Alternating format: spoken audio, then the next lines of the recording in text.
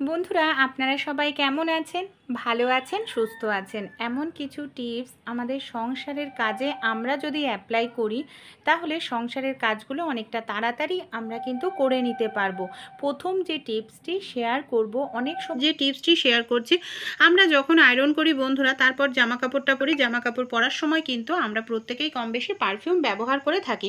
অনেক সময় দেখা যায় যে পারফিউমটা ব্যবহার করি, সেই পারফিউমের গন্ধটা বেশিক্ষণ কিন্তু থাকে না।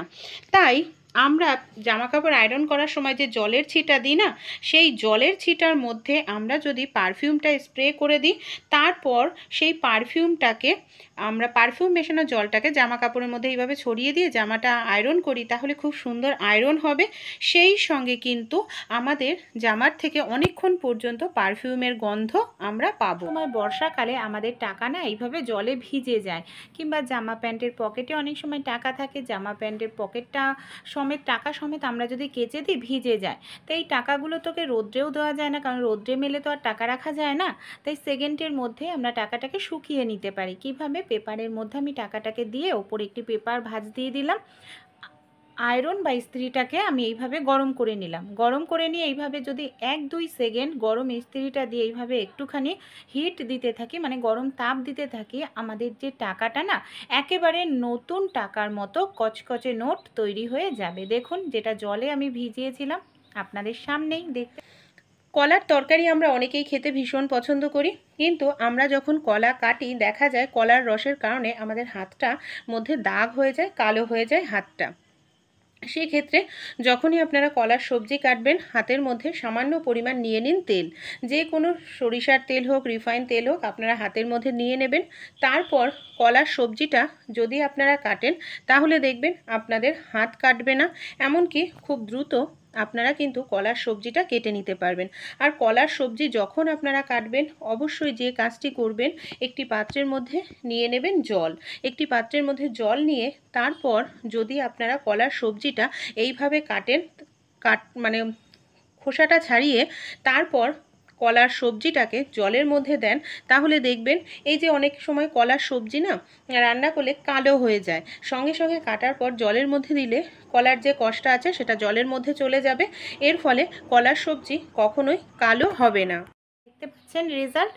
পরের যে টিপসটি শেয়ার করব, আমরা যে পাত্রে দেখুন দুধটা জাল দিই, দুধ জাল দেওয়ার পর এই পাত্রটাকে কি করি, ধুতে বের করে দিই। কিন্তু পাত্রের গায়ে না বেশ কিছুটা দুধের স্বর এগুলো কিন্তু লেগে থাকে।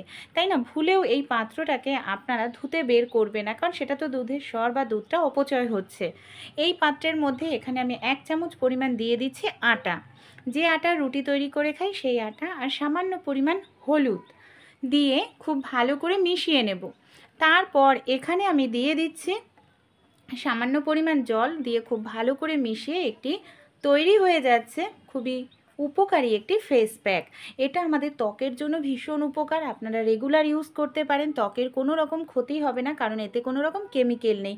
ত্বক থেকে একটি ন্যাচারাল গ্লো বের হবে, সেই সঙ্গে ত্বকের ময়লা, মরা চামড়া দূর হবে, ব্রণর সমস্যাও দূর হবে। 1-2 মিনিট এইভাবে মুখে, হাতে, পায়ে মাসাজ করে নেবেন। তারপর নর্মাল জল দিয়ে আপনারা ধুয়ে নেবেন। রেগুলার করে দেখুন, 7 দিন করলেই কিন্তু খুব ভালো আপনারা রেজাল্ট পাবেন। কীরকম লাগলো টিপসটি কমেন্ট করে জানাতে ভুল। বাঁধাকপি যত ঝিরিঝিরি করে কাটা যায় ততই কিন্তু ভালো লাগে। অনেক সময় যারা নতুন গৃহিণী ঝিরিঝিরি করে কাটতে গেলে হাত কেটে যায়, তাই ছোট্ট এই কাজটি করবেন, বাঁধাকপি কাটতে গেলে হাত কখনোই কাটবে না। আমাদের বাড়িতে যে এই ধরনের ঝাঁঝরি থাকে, কম বেশি প্রত্যেকেরই এই ধরনের ঝাঁঝরি থাকে, ঝাঁঝরির সাহায্যে আপনারা খুব সহজেই বাঁধাকপি কেটে নিতে পারবেন। কোনো রকম ছুরি, বটি, কাঁচির কিচ্ছুর প্রয়োজন পড়বে না। আর এইভাবে যদি আপনারা বাঁধাকপি কাটেন, দেখবেন খুব দ্রুত আপনারা কিন্তু বাঁধাকপি কেটে নিতে পারবেন, কাজটা আপনাদের সহজ হয়ে যাবে। দেখুন, আমি এইভাবে আপনাদের বাঁধাকপি কেটেও দেখাচ্ছি, কত সুন্দরভাবে বাঁধাকপিটা এখানে আমার কাটা হয়ে যাচ্ছে। ভালো লাগলে বন্ধুরা অবশ্যই আপনারাও কিন্তু এই ছোট্ট টিপসটি ট্রাই করে দেখবেন। এতে দেখবেন আপনাদের হাত কাটবে না, এমনকি একদম ঝিরিঝিরি করে আপনারা এই পদ্ধতি অ্যাপ্লাই করলে বাঁধাকপিটা কেটে নিতে পারবেন। তাছাড়াও আরও একটি পদ্ধতি আছে বন্ধুরা, গ্লাসের সাহায্যেও কিন্তু আমরা খুব সহজেই, এমনকি খুব দ্রুত বাঁধাকপি কেটে নিতে পারি।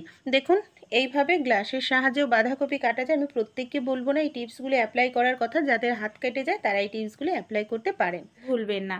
পরের যে টিপসটি শেয়ার করব, এখানে আমি পুরনো একটি পেনের ঢাকনা নিয়েছি আর একটি তেলের বোতলের ঢাকনা নিয়েছি। লোহার রড নিয়ে গরম করে নিতে হবে। তারপর দেখুন পেনের ঢাকনাটাকে আমি এইভাবে যে আংটার অংশটাকে এইভাবে ভেঙে দিলাম।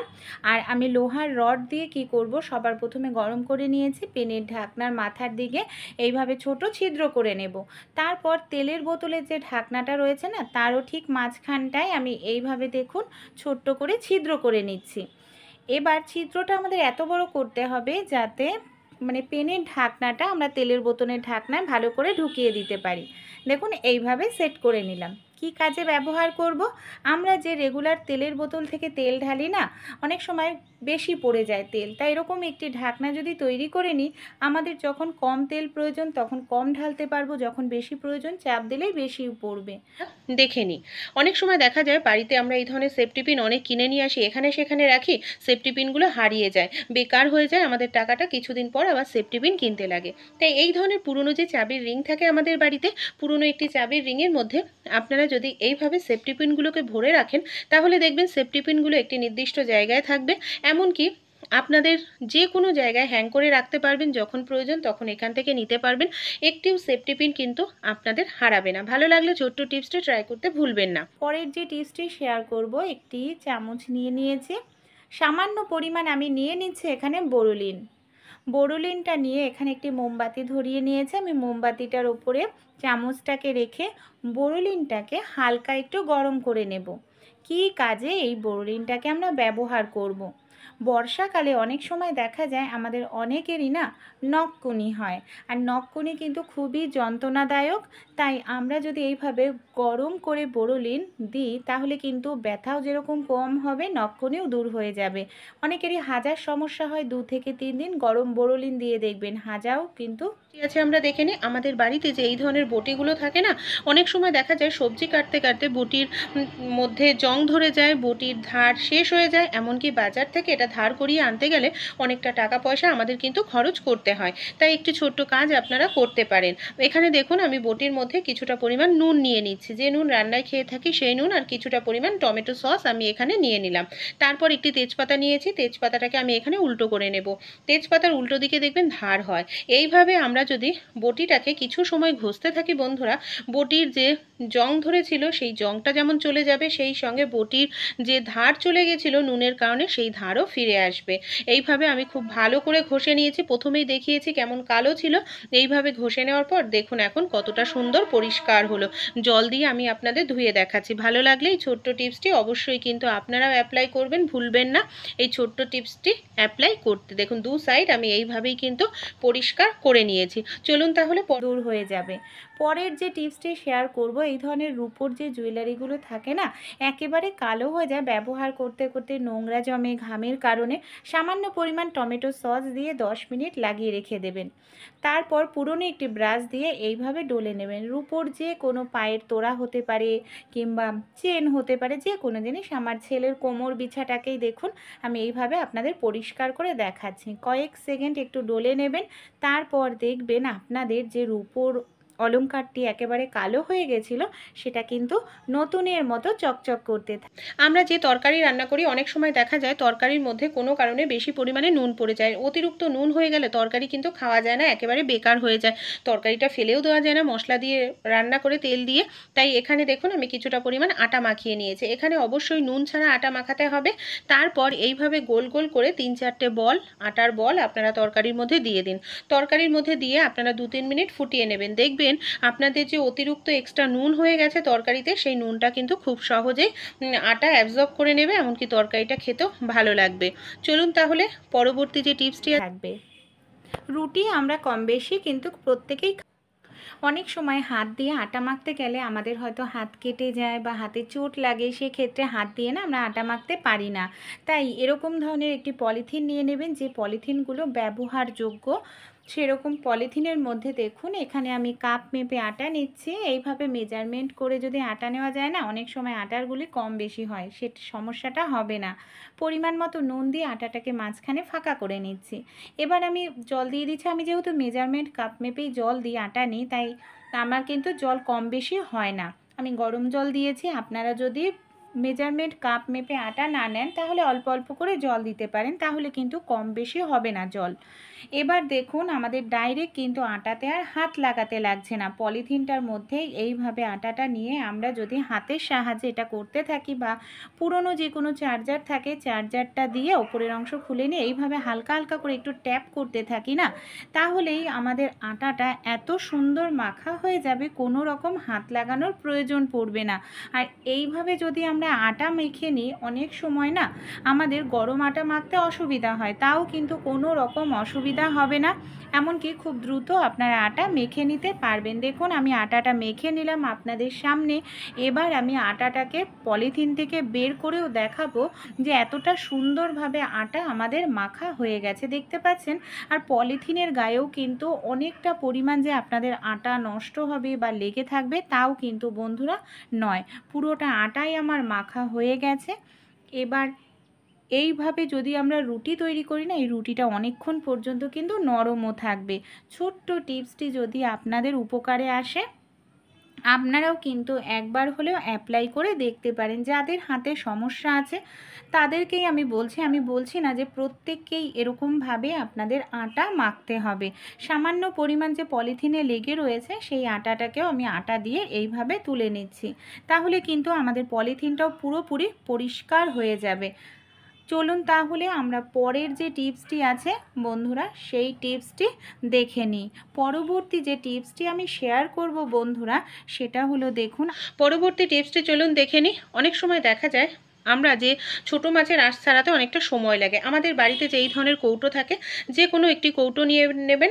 কৌটোর মধ্যে আপনারা মাছ ভরে নেবেন। একসঙ্গে কিন্তু অনেকগুলো মাছ ভরবেন না। এখানে আমি 8টা মাছ নিয়েছি। আর এই ধরনের যে স্টিলের কসবাইট থাকে, অবশ্যই বাসন মাজার কসবাইট নয়, এটা আমার নতুন কসবাইট আমি নিয়েছি। এইভাবে দেখুন একটি কৌটোর মধ্যে নিয়ে মাছগুলোকে এইভাবে আমি একটু নাড়াচাড়া করছি। এইভাবে যদি আমরা কিছু সময় নাড়াচাড়া করি, মাছের যে আঁশ খুব দ্রুত কিন্তু ছাড়ানো হয়ে যায়। দেখতেই পাচ্ছেন, এই দেখুন কৌটোর গায়ে কি পরিমাণে আঁশ লেগে রয়েছে। হাত দেওয়া ছাড়াই খুব দ্রুত আপনারা কিন্তু এইভাবে মাছের আঁশ বন্ধুরা ছাড়িয়ে নিতে পারেন। এইভাবে কিছু সময় আমি একটুখানি নাড়াচাড়া করে নিয়েছি। তারপর আমি এই দেখুন দেখাচ্ছি মাছগুলোকে কতটা সুন্দর পরিষ্কার হয়েছে। যদি সামান্য পরিমাণে কিছু লেগে থাকে তাহলে কি করবেন, আপনারা একটি ঢাকনা নিয়ে নেবেন। ঢাকনার সাহায্যে খুব দ্রুত কিন্তু এইভাবে আপনারা মাছের আঁশ ছাড়িয়ে পরিষ্কার করে নিতে পারবেন। ভালো লাগলে অবশ্যই ছোট্ট টিপসটি ট্রাই করতে আপনারা ভুলবেন না।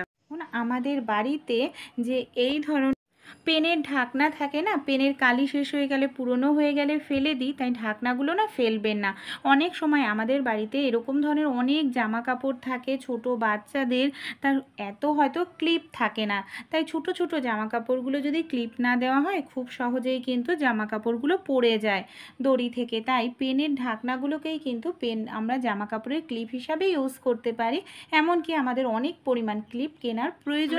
দেখে নিই আমাদের বাড়িতে যে এই ধরনের ছাঁকনিগুলো থাকে না, চা ছাঁকনি হোক, গ্রেটার হোক, হ্যান্ড উইস্কির, দেখা যায় আমরা কোথাও ঝুলিয়ে রাখি, সেই জায়গাটা হয়তো একটার উপর একটা রাখতে রাখতে জায়গাটা আর বেশি কিছু ধরে না। তো এই ধরনের যে গার্ডার থাকে, আপনারা গ্রেটার, হ্যান্ড উইস্কির যে হ্যাং করার জায়গা, সেই জায়গাটা এইভাবে গার্ডার যদি গিট দিয়ে নেন, দেখবেন খুব সুন্দরভাবে আপনারা কিন্তু অল্প জায়গার মধ্যে অনেকগুলো জিনিস রাখতে পারবেন। এইভাবে আমি গার্ডারগুলো আটকে নিয়েছি। এবার আমি আপনাদের দেখাবো। এই দেখুন আরও কত জিনিস কিন্তু এখানে হ্যাং করা যাবে। একটি একটি করে রাখলে কিন্তু অনেকটা জায়গা লেগে যেত, জন্য পড়বে না। এই ধরনের নেল পালিশ তো আমরা প্রত্যেকেই ব্যবহার করে থাকি, কিন্তু এই যে নেল পালিশগুলো ব্যবহার করি অনেক সময় দেখা যায় নেল পালিশগুলো না শুকিয়ে যায়, আর নেল পালিশ শুকিয়ে গেলে পুরো বেকার হয়ে যায়, টাকাটা নষ্ট হয়ে যায়। তো এরকম সমস্যা হলে আপনারাও কিন্তু শুকিয়ে যাওয়া নেল পালিশগুলোকে আবার লিকুইড ফর্মে করে নিতে পারবেন। একটি পাত্রের মধ্যে নিয়ে নিচ্ছি আমি গরম জল। গরম জলের মধ্যে আমরা যদি মাঝে মাঝে নেল পালিশগুলোকে এইভাবে একটু 2-3 মিনিট রেখে দিতে পারি না, গরম তাপের কারণে দেখবেন আপনাদের নেল পালিশটা কিন্তু আবার আপনারা ইউজ করতে পারবেন। শুকিয়ে যাওয়া নেল পালিশটা আপনাদের আর ফেলে দিতে লাগবে না। দেখুন কত সুন্দরভাবে ইউজ করছি। তাহলে ছোট্ট টিপসটি ভালো লাগলে অবশ্যই আপনারা কিন্তু অ্যাপ্লাই করে দেখবেন। পরের যে টিপসটি শেয়ার করব, আমরা মহিলারা যখন কাজবাজ করি না, আমাদের নখগুলোর মধ্যে নোংরা ঢুকে যায়, আর নোংরা ঢুকে গেলে এরকম কালো হয়ে যায়, দেখতে কিন্তু ভীষণ বাজে লাগে। তাই সামান্য পরিমাণ নিয়ে নেবেন টুথপেস্ট নিয়ে নিয়েছি একটি টুথব্রাশে, তারপর নখগুলোকে এইভাবে আমি কয়েক সেকেন্ড ডলে নেব। তাহলে এই নখের ভেতরে যে কালো নোংরা সেটা খুব সহজেই বের হয়ে যাবে, আর নখগুলো আমাদের পরিষ্কার হয়ে যাবে। দেখুন আমি এইভাবে মাঝে মাঝেই অ্যাপ্লাই করি নখ নোংরা হলে, তাই টিপসটি আপনাদের সঙ্গে শেয়ার করছি। দেখতে পাচ্ছেন কোনো রকম নোংরা কিন্তু নখের ভেতর নেই। পরবর্তী যে টিপসটি শেয়ার করব, অনেক সময় রুটি করার পর দেখা যায় আমাদের তাওয়াটা না এইভাবে পুড়ে যায়, অনেকটা সময় লাগে এটাকে পরিষ্কার করে ঘষে ঘষে তুলতে। তাই কিভাবে কোনো রকম ঘষা ছাড়াই আমরা এটাকে পরিষ্কার করতে পারবো চলুন দেখে নিই। এখানে কিন্তু তাওয়াটাকে ভেজানো যাবে না, শুকনো অবস্থায় তাওয়ার মধ্যে সামান্য নুন নিয়ে নিন। আর আমাদের বাড়িতে যে এই ধরনের ওষুধের খালি প্যাকেট থাকে, এখানে দেখুন আমি ওষুধের খালি প্যাকেট নিয়ে নিয়েছি। তারপর আমি এইভাবে ডলছি। এইভাবে যদি আমরা একটু পরিষ্কার করি তাহলে কিন্তু খুব সুন্দর আর খুব দ্রুত বন্ধুরা পরিষ্কার হয়ে যাবে আমাদের তাওয়াটা। এমনকি অনেকটা সময় ধরে আমাদের এখানে ঘষি করতে লাগবে না। আর অবশ্যই বলছি জল দিয়ে কিন্তু ভেজানো যাবে না। দেখুন এইভাবে আমি 1 মিনিট ঘষে নিচ্ছি, তারপর আমি আপনাদের দেখাচ্ছি যে আমাদের যে তাওয়াটা কতটা সুন্দর পরিষ্কার হলো জল দিয়ে ধোয়ার পর। চলুন আমি আপনাদের ফাইনাল লুকটা দেখাই। এই দেখুন, দেখতেই পাচ্ছেন। ভালো লাগলে অবশ্যই আপনারা ওই ছোট্ট টিপসটি অ্যাপ্লাই করবেন। এইভাবে আপনাদের তাওয়াটা দেখবেন খুব সুন্দর পরিষ্কার হবে। পরবর্তী যে টিপসটি আছে চলুন তাহলে আমরা যে টিপসটি শেয়ার করব, অনেক সময় আমরা লুচি বেলতে গেলে অনেকটা সময় লেগে যায়, তাই এই ধরনের পলিথিন তো প্রত্যেকের বাড়িতেই থাকে, কেটে নেবেন। তারপর পলিথিনের মধ্যে একটি একটি করে লুচির লেচি দেবেন, আর একটি ওপরে পলিথিন দিয়ে দেবেন। এইভাবে আপনারা 10-12টা লুচিও বেলে নিতে পারেন। অবশ্যই লুচির মধ্যে একটু তেল লাগিয়ে নেবেন। তারপর দেখুন আমি এখানে একটি গোল হাতা নিয়েছি। গোল হাতা নিয়ে আমি এইভাবে লুচিটাকে না গোল গোল মতো ঘুরিয়ে নিচ্ছি। কোনো রকম বেলনের প্রয়োজন পড়বে না, আপনারা একসাথেই দেখুন কত সুন্দরভাবে কতগুলো লুচি বেলে নিতে পারবেন। আর পলিথিন দিয়ে বেললে কি হবে, মাঝখানে পলিথিন দিলে একটির সঙ্গে একটি লুচি গায়ে লাগবে না। কত সুন্দরভাবেই দেখুন আমাদের লুচিগুলো তৈরি হয়ে গেল। কোন টিপসটি আপনাদের সবচেয়ে বেশি ভালো লাগলো কমেন্ট করে জানাবেন। পরের টিপসটি তাহলে চলুন দেখে নিই। এই ধরনের পেন আমাদের প্রত্যেকের বাড়িতেই থাকে। অনেক সময় কি হয়, পেনটা পুরনো হয়ে গেলে ব্যবহার করি না, তা যে আমাদের সুচ থাকে না, সুচগুলোকে যদি আমরা এইভাবে পেনের মধ্যে ঢুকিয়ে রাখতে পারি তাহলে সুচগুলো হারাবে না, যখন প্রয়োজন তখন আমরা ইউজ করতে পারবো। সুচগুলো জং ধরবে না। সুতোতে রাখলে অনেক সময় সুতোতে বের করতে গেলে হাতের মধ্যে ঢুকে যায়, এরকমভাবে রাখলে সেটা হবে না। পরের যে টিপসটি শেয়ার করব, এখানে আমি একটি ওয়াইপার নিয়ে নিয়েছি, আর দেখুন আমি এখানে নিয়ে নিচ্ছি একটি তাওয়ালে। আপনারা কোনো কাপড়ও ইউজ করতে পারেন। তাওয়ালেটাকে কি করব, এইভাবে বিছিয়ে নেব ওয়াইপারটার ওপরে রেখে। তারপর ওয়াইপারের মধ্যে তাওয়ালেটাকে আমি এইভাবে পেঁচিয়ে নিচ্ছি। বন্ধুরা অনেক সময় কি হয় যে আমরা ওয়াইপারের মধ্যে কিছু পেঁচিয়ে নিলে বারবার খুলে যায়, তাই আমি এখানে পেনের ঢাকনা নিয়ে নিয়েছি, মানে পেনের ক্যাপ, এটাকে এইভাবে লাগিয়ে নিচ্ছি ওয়াইপারের ওপরে তাওয়ালের সঙ্গে, তাহলে কিন্তু ওয়াইপারটা থেকে তাওয়ালেটা খুলে যাবে না। বন্ধুরা এটার সাহায্যে কিন্তু আমরা খুব সহজেই ঘরটা মুছে নিতে পারি। অনেক সময় আমাদের বসে ঘর মুছতে গেলে কোমরে হাঁটুতে যন্ত্রণা করে, আর এইভাবে যদি আমরা ঘর মুছি তাহলে কিন্তু কোমরে হাঁটুতে যন্ত্রণা করবে না, এমনকি খুব সহজেই আমরা ঘরটাকে মুছে নিতে পারবো। ছোট্ট টিপসটি আপনাদের কীরকম লাগলো বন্ধুরা কমেন্ট করে জানাবেন। দেখুন কি পরিমাণে নোংরা ছিল। তাছাড়াও রান্নাঘরে আপনারা ঝুল ঝেড়ে নিতে পারেন, এমনকি রান্নাঘরের টাইলসটা নোংরা হলে এইভাবে আপনারা পরিষ্কার করে কিন্তু নিতে পারেন। ছোট ছোট টিপসগুলি যদি আপনাদের উপকারে আসে অবশ্যই বন্ধুরা আপনারাও অ্যাপ্লাই করে কিন্তু দেখবেন। কোনো রকম খাটনি করা ছাড়াই, ঘষা মাজা ছাড়াই পোড়া কড়াই আমরা কিভাবে পরিষ্কার করে নিতে পারবো। এখানে আমি কিছুটা পরিমাণ উষ্ণ গরম জল পোড়া কড়াইয়ের মধ্যে দিয়ে কড়াইটাকে আমি 10 মিনিটের জন্য ভিজিয়ে রাখবো। 10 মিনিট ভিজিয়ে রাখলেই যে পোড়াটা আছে না, সেটা কিন্তু 80% উঠে পরিষ্কার হয়ে যাবে। একটি চামচ দিয়ে আমি এইভাবে পরিষ্কার করে নিলাম। তারপর এই পোড়াটা নোংরা জলটা আমি একটি পাত্রের মধ্যে ঢেলে নিচ্ছি। এবার দেখুন আমি একটি কৌটোর মধ্যে বাড়িতে সব সময় রেখে দিই বালি। এখানে আমি 1 চামচ পরিমাণ বালি নিয়ে নিচ্ছি। পোড়া বাসন আপনারা সেকেন্ডেই পরিষ্কার করতে পারবেন বালির সাহায্যে। এইভাবে আমি 1 চামচ বালি দিয়ে নর্মাল স্কচব্রাইট দিয়ে কড়াইটাকে আমি 1 থেকে 2 সেকেন্ড ডলে নেব। দেখুন কত সহজেই পোড়া কড়াই, আমাদের সময়ও লাগলো না, এমনকি অনেকটা খাটনিও করতে লাগলো না, কড়াই পরিষ্কার হয়ে গেল। এবার আমি জল দিয়ে ধুয়ে দেখাচ্ছি, রেজাল্ট আপনাদের সামনেই রয়েছে। টিপসটি যদি ভালো লেগে থাকে আপনারাও অ্যাপ্লাই করে দেখবেন।